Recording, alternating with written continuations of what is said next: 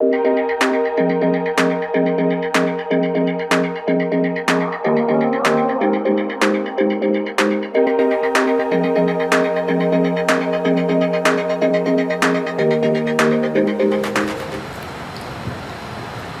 evening, everyone. Welcome to our next in the series of our Kilowatt Talks virtual events for all of our Holy Cross members.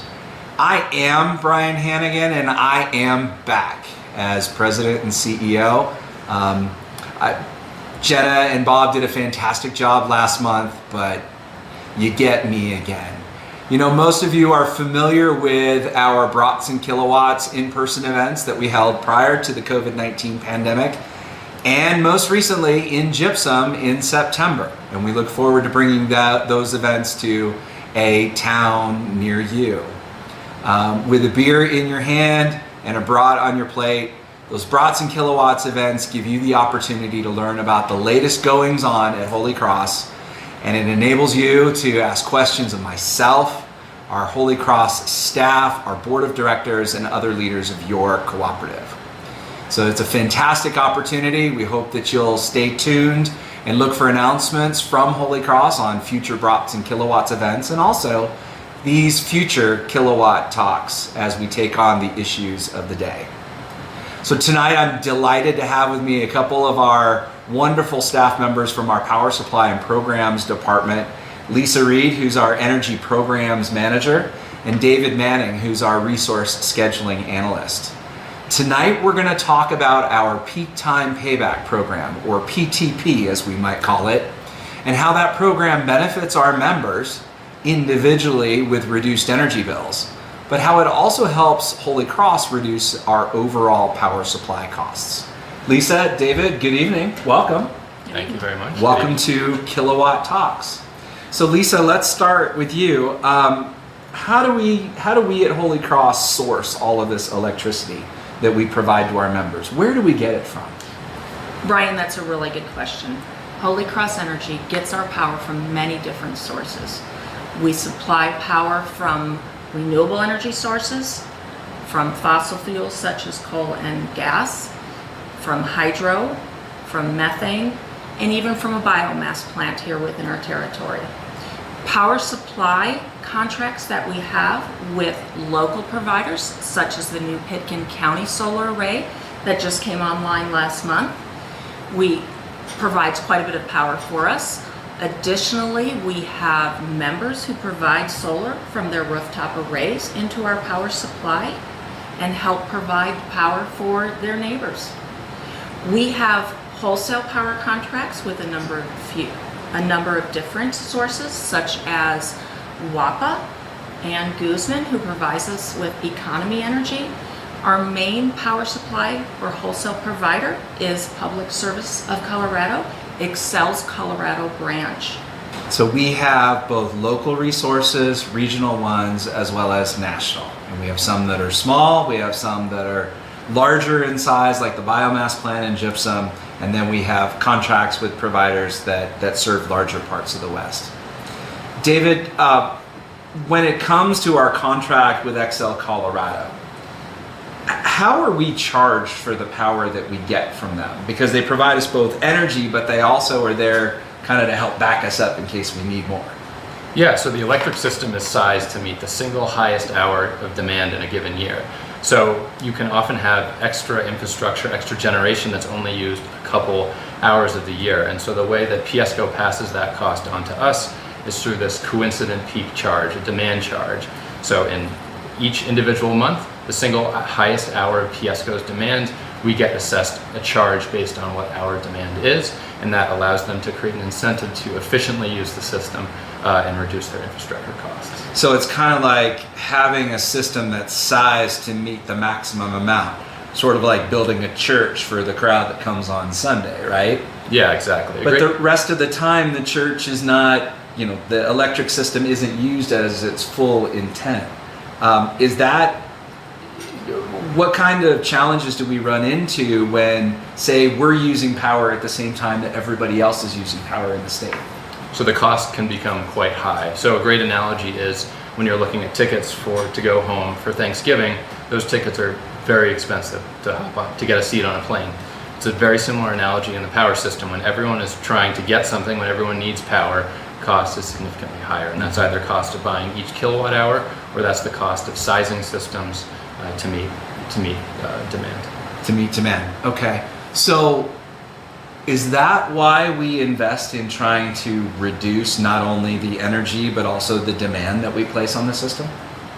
Yeah, so in terms of power supply costs, 80% of our power supply costs are associated with kilowatt hours that we buy, and 20% are based on really the 12 hours of our coincident peak, of our PSCo's coincident peak. That's 20% of our costs, and if I think about it in terms of the ratio of us buying power in any hour other than the coincident peak and us buying power in that coincident peak, you have me at 6 feet and Snowmass Mountain a little under 3,000 feet. So if you put us next to each other, that's about the difference in cost between that demand period, that really peak time, and any other hour. So if I'm buying in that particular hour, I'm buying here as opposed to buying in any other hour in the month, and I'm buying here. Yes, exactly. So obviously, if I'm focusing on reducing my demand for power at this time, it has a much bigger impact than down here.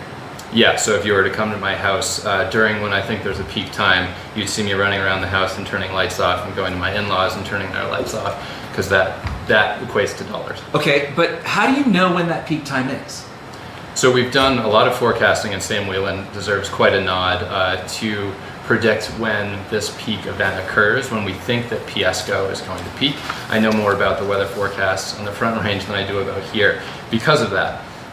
And we look at different weather variables, we look at seasonality of demand, we look at the hour of day, and from a few common sense assumptions, we can get really accurate about predicting PSCo's peak. So we're predicting their peak. We're not worried so much about ours, or are we?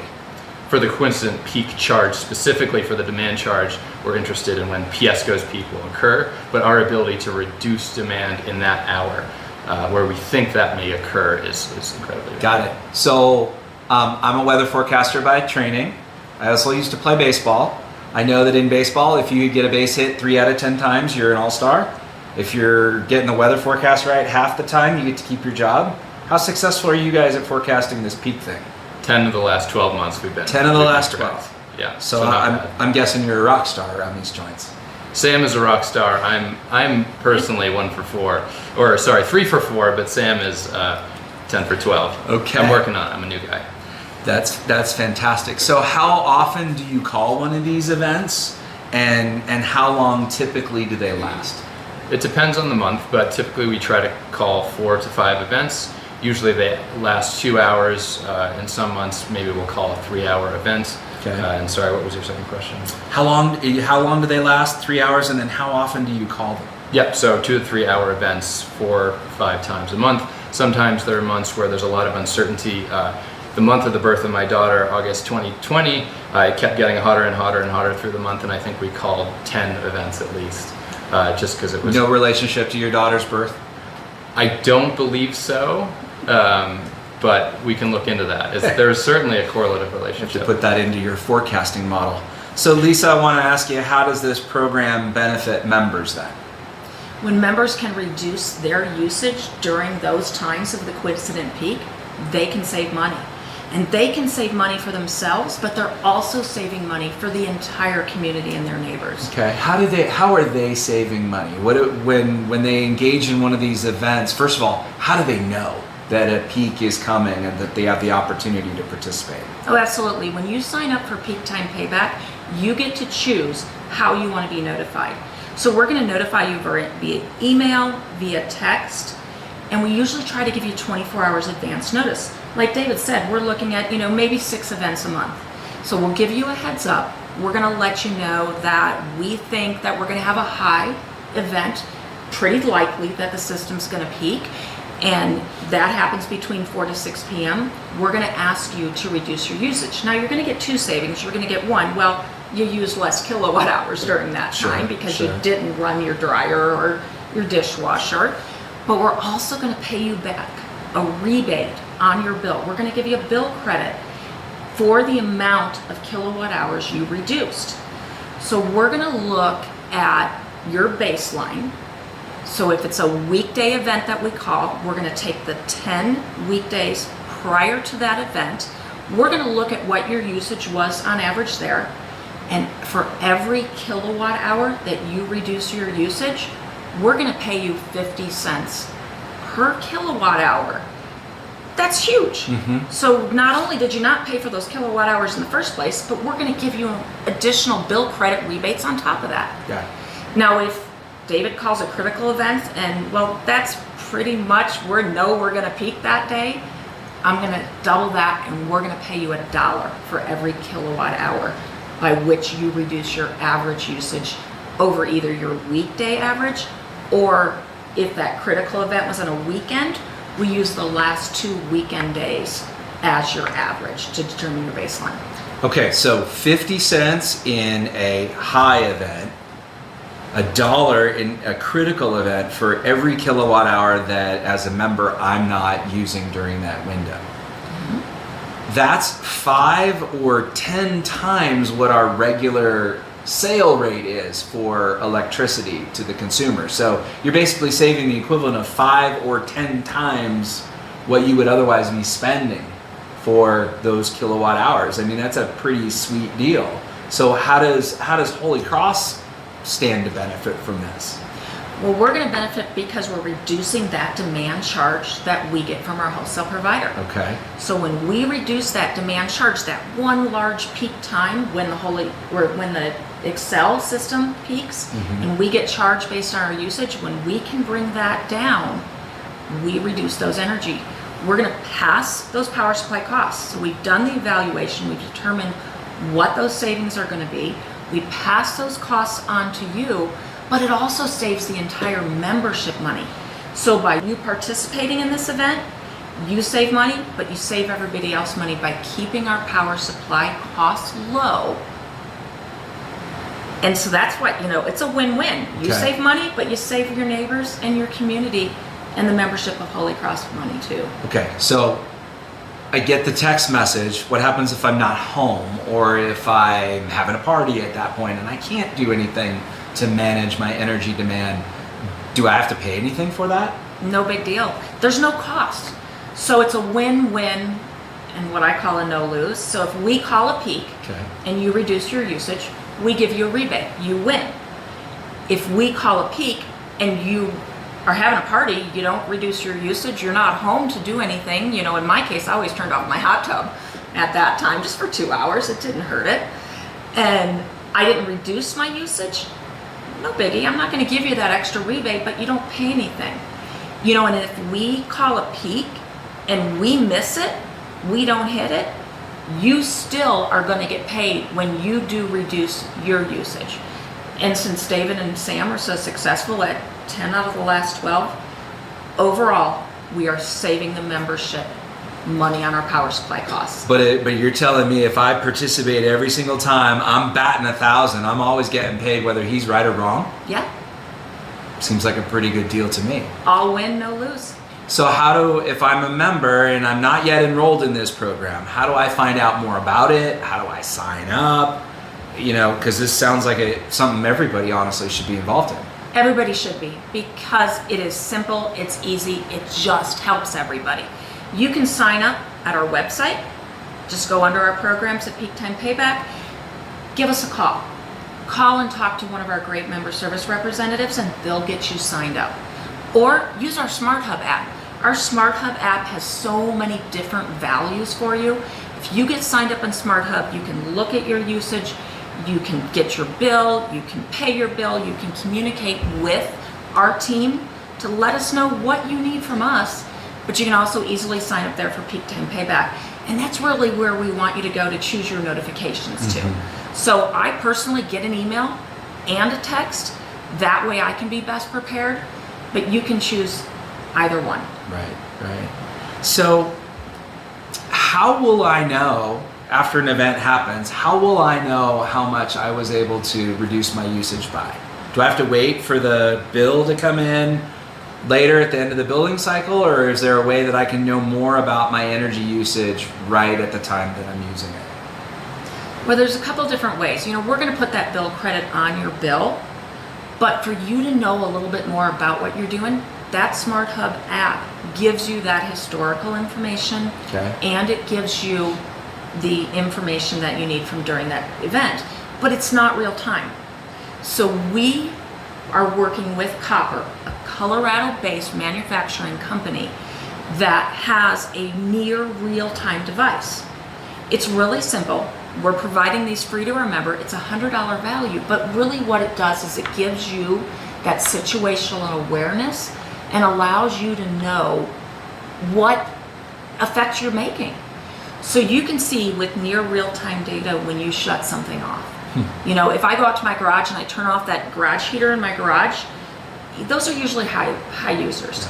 You can see near time instant response from that Copper device and that data on your app, so you know you're making the best impact. So this is an app on my phone or my smart tablet or my device, and I literally could stand there and shut things off, and it would show up right there in real time. Near real time. Every 30 seconds. Every 30 seconds. That comes in. So how do I get one of these things? They're really easy. We have 250 units that we partnered with to give to our members. They can also use them when they have a high usage concern to figure out what's going on. Why is my usage so high? Start shutting things off. So we want everybody to use them, but we've really found that there's a big advantage to using them with peak time payback. So a member can sign up at holycross.com/Copper. Takes just a few moments. We'll get you the Copper device. You want to plug it into a wall socket that's nearest your meter. We do want your meter to be within 50 feet. So there's a few situations where it might not work. Okay? Then we'll coordinate with you. We'll get your meter data uploaded to your device. You download the app. It's all right there on your phone. Very cool. Do we have an example of this? I mean, is there something like a place where people can go and see what it looks like, or get an experience with it, sort of try it before they buy it? We do. Well, at our website, we've got some basic information and we've got some pictures, but we've also got a link to Copper's site. Okay. So the Copper team has some really great information on how to best manage the app and how to work the app. And it's all Colorado based. So we're right here at home. Very cool. Very cool. So David, I know you do more than just run the peak time payback program. You're one of our newest additions here on the staff. Talk a little bit more about what an energy supply analyst does when you're not out there trying to forecast the weather and predict these peak events. I'm actually a resource scheduling analyst. Okay. But I messed it up for the first two months while I was there. So that's okay. So what I like to say is I focus on everything from month before to day of operation. So where we have optionality around who we want to buy power from at the beginning of the month, I can help make that decision in an optimal way. And then all the way down to day of operational decisions. So one of the things I really enjoy doing is helping decide how to use our power walls. So our Power Plus program has, I think, 15 power walls and growing significantly on the system. And so I can call an event when I know a peak is coming, and these batteries will respond and discharge during that peak time event. So that's where I get to spend a lot of my time, looking at the different levers I can pull to smush down the snowmass mountain a little bit. Yeah. Do you think we would ever call a peak time event when it's not the coincident peak? Do you see a reason why we might do this sort of demand response for other reasons? I think there are a bunch of different reasons, especially when we're in the system of the future, where it's much more dynamic. There's a lot more solar, there's a lot more wind on the system, and there's a lot of uncertainty minute by minute. As the system evolves and weather evolves. And I think there'd be a lot of value to being able to maybe reduce demand in certain periods if forecast changes and we have a lot less solar than we thought we did. I also think there's a lot of value to this type of response from our members where maybe we have too much solar in the middle of the day and we incentivize them to consume in the middle of the day as well. Yeah, and then they become a part of helping to manage the supply and demand on the grid to help keep the lights on, which is cool to do. Yeah, exactly. And we've only talked about the cost side of this, but there's also an emissions benefit. I mean, during these peak events, usually the grid is running as dirty as it ever is. It's like you pushing your, well, not you because you have a Tesla, but most people pushing the gas down, and the car is running inefficiently when you're going 120 miles an hour, I'm told. And so if you can reduce your consumption during that period, then we're saving energy rather than buying power from, for example, a dirty natural gas plant. So you get the opportunity to get the best deal on power, but also get the cleanest power that we can for our members and sort of make that magic happen behind the scenes. So it seems like a pretty cool job. Yeah. Lisa, you talked about how members can save money through the Peak Time Payback program, but that's only one of the ways in which we can help our members save on their energy bills. What are some of the other opportunities in the energy programs area that our members should be aware of as they look to manage their costs, particularly as we go into the winter heating season? You know, Brian, energy efficiency is still a big need. We want to make sure that your home is going to run and use the energy as efficiently as possible. We've got some great rebates. We've got some great energy coaches, and we've partnered with our resources throughout the valley to be able to make sure that our members' homes are running as efficiently as possible. So take advantage of our rebates. Take advantage of different ways to manage your own usage. You know, we have a time of use rate that a member who is actively managing their energy and potentially their lifestyle might fit in, which allows them to purchase power during off-peak at a lower price, a higher price during higher priced energy. And if they can manage that usage, they can really save some time and help our grid overall. Renewable energy programs, beneficial electrification, that's going to help reduce your carbon footprint, more efficient heating supplies, occupancy controls. There's a lot of great different ways that you can really manage your energy use. You can work to adjust when energy is used to take advantage of those greener times. And there's our next program. You know, we've kind of started a pilot with our Green Up program. Sure. You alluded to that. Yeah. When we've got more renewable energy, let's charge your car then instead of at 6 p.m. at night when we're hitting that peak time and we're pushing all the power we can into the grid. If we can give you a price signal that tells you when we are greener, we've got more renewable energy, maybe we have too much renewable energy, and you can increase your usage, you can preload your heating system, you can power your electric car. What a great time to do that. Yeah, because ideally, our infrastructure is used efficiently, but also consistently over the course of the day. David, I know you're a fan of the term load shape. We want our load shape, the amount of energy that's being consumed over the 24-hour day, to try to be as flat as possible.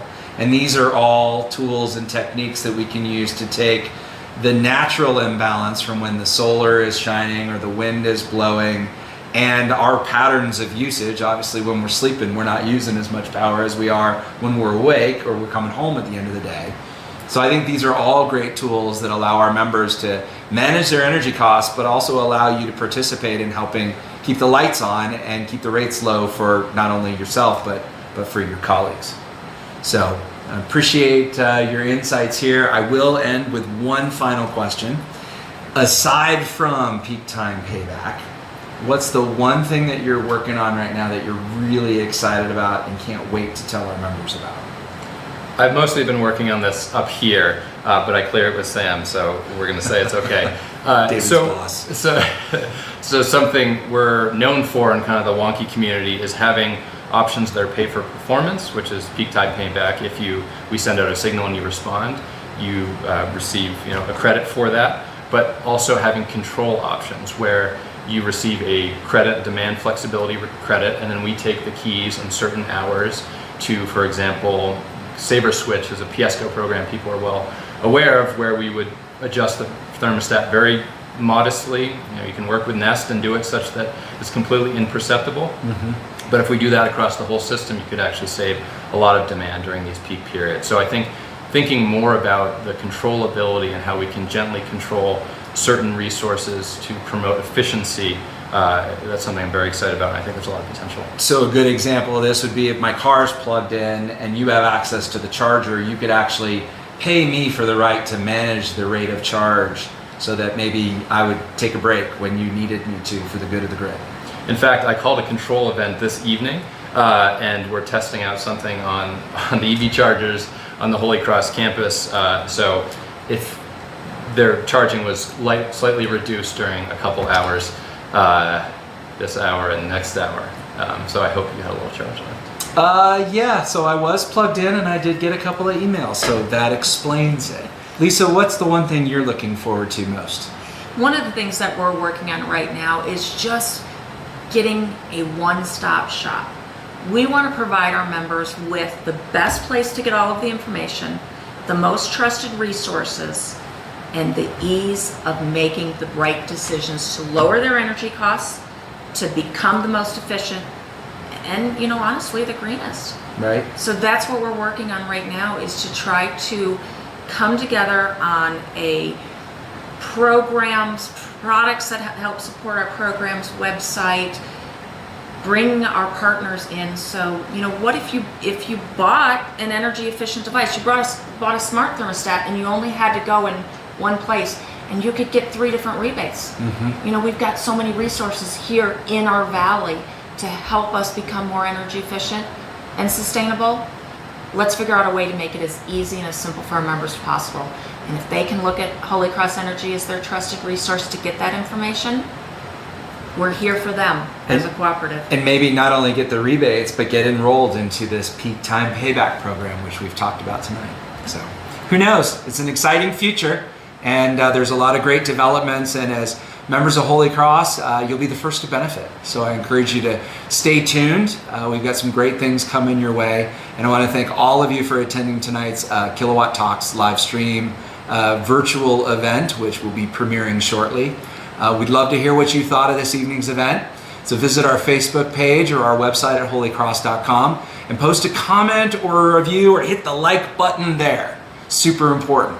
Watch your email and visit our website for more information on the date and time of both the next Kilowatt Talks event, but also the next Brats and Kilowatts in-person event in your community. And make sure you invite your friends and your neighbors to join us, because while there may not be such a thing as a free lunch, there's a free brat in your future if you're able to attend. Until then, on behalf of all of us here at Holy Cross Energy, I wish you a safe and healthy winter season. Pray for snow. And I look forward to seeing you all in person again very soon. Join us at our next in-person event with our partners, Walking Mountain Science Center, for a combined Brats and Kilowatts and beneficial electrification event, 2 for 1, next week. It's called The Science Behind Electrification. It'll be held at the Walking Mountain Science Center in Avon on Wednesday, November 17th at 6:30 p.m. Come on out. Get your brats, learn how you can use more super clean, super efficient, super affordable Holy Cross energy to help power your lives and shape your energy future. With that, thanks again for being with us. Good night. See you soon.